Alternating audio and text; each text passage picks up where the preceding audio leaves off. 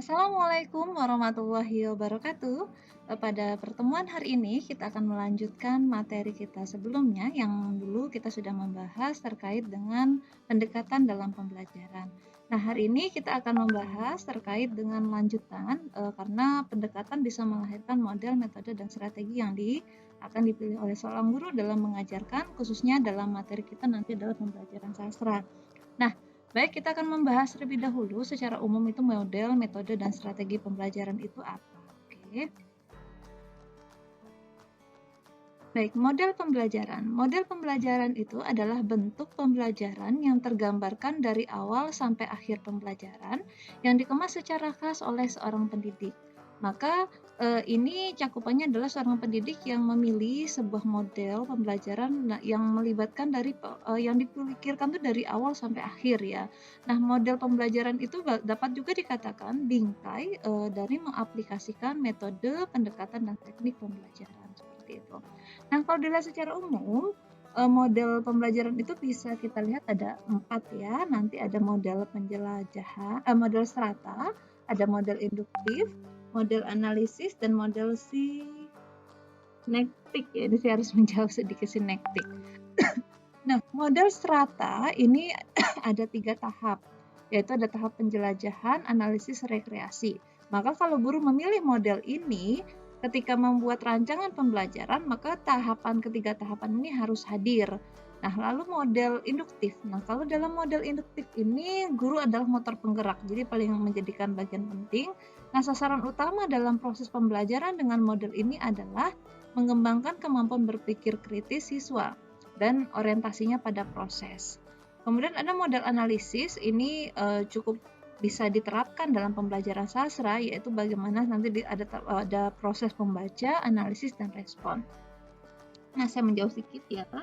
Model sinektik. Nah, model ini nanti ada kegiatan analogi personal, analogi langsung, lalu ada konflik kemampuan. Nah, targetnya pemilihan model apapun dalam pembelajaran tentu disesuaikan dengan tujuan pembelajaran yang dipilih seorang guru. Kita lanjutkan metode.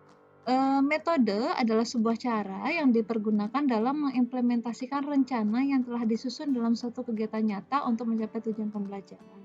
Nah, ini cara yang digunakan dari yang sebuah proses sudah digunakan tadi. Nah, secara umum ada beberapa metode, sebenarnya banyak ya, tapi saya pikir ini salah 6 ya, ada 6 metode yang dapat digunakan dalam pembelajaran sastra. Misalnya metode ceramah. Meskipun ini dianggap tidak terlalu sesuai dengan zaman sekarang, tapi saya pikir ceramah dalam konteks mungkin dalam memberikan penguatan masih perlu ya. Lalu ada metode demonstrasi, metode diskusi, metode simulasi, pengalaman lapangan, dan ada metode brainstorming. Lalu kita masuk strategi. Nah, strategi ini mungkin lebih spesifik lagi. Ini cara-cara tertentu yang dipergunakan secara prosedural, sistematis dalam suatu aktivitas pembelajaran dalam rangka meningkatkan kualitas hasil. Nah, strategi ini kata Kem dalam Mina Sanjaya, suatu aktivitas pembelajaran yang mesti dikerjakan pendidik dan peserta didik sehingga tujuan pembelajaran tercapai. Maka nanti kalau kita memilih ini akan terlihat dalam langkah-langkah kegiatan pembelajaran. Nah, kalau Anda menggunakan inquiry misalnya, nanti modelnya penemuan, jigsaw gitu ya, ada permainan ahli di sini, ada karya wisata, bercerita berpasangan, bermain peran. Saya pikir ini strategi-strategi yang bisa dipilih dalam pembelajaran sastra. Kita lihat kriteria memilih strategi. Saya ambil pendapat Jamarah mengemukakan bahwa seorang guru dalam memilih strategi pembelajaran yang efektif harus memenuhi beberapa kriteria. Sebagai berikut ya. Pertama, kesesuaian antara strategi pembelajaran dengan tujuan baik di ranah kognitif, efektif maupun psikomotor. Lalu kesesuaian strategi juga berupa jenis pengetahuan, verbal, visual, konsep, prinsip, proses, dan sikap. Lalu kesesuaian antara strategi pembelajaran dengan sasaran. Yang dimaksud sasaran ini adalah peserta didik, mulai dari karakternya, jumlahnya berapa orang, latar belakang pendidikannya, sosial ekonomi, minat, motivasi, dan gaya belajar. Yang keempat, kemampuan strategi pembelajaran untuk memaksimalkan kegiatan belajar peserta didik. Jadi strategi yang dipilih itu tercapai tidak, apalagi dalam pembelajaran sastra ya, harus mencapai apresiasi tadi. Yang kelima, kesesuaian strategi pembelajaran dengan pokok bahasan dalam mata pelajaran tadi, ini khususnya dengan pembelajaran sastra. Lalu, biaya yang dibutuhkan untuk menerapkan strategi tadi. Dan ketujuh adalah berapa lama waktu yang digunakan untuk menerapkan strategi tersebut.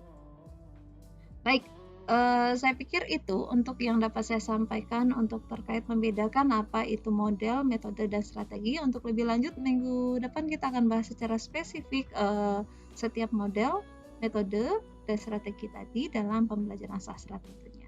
Baik, sebagai penutup ada sedikit penguatan buat Anda. Salam sukses. Ingatlah, ini hal yang mulia.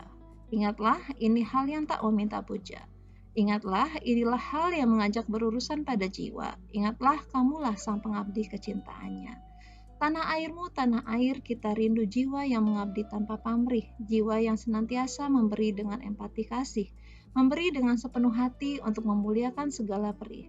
Berkaryalah, mari kita jaga Indonesia dengan kemuliaan mendidik penuh cinta kasih. Terima kasih atas perhatiannya. Sebagai calon seorang pendidik, mudah-mudahan Anda bisa meresapi bahwa Anda adalah calon pendidik masa depan yang bisa memberikan pengaruh buat bangsa kita. Baik, terima kasih atas perhatiannya. Banyak maaf. Wassalamualaikum warahmatullahi wabarakatuh.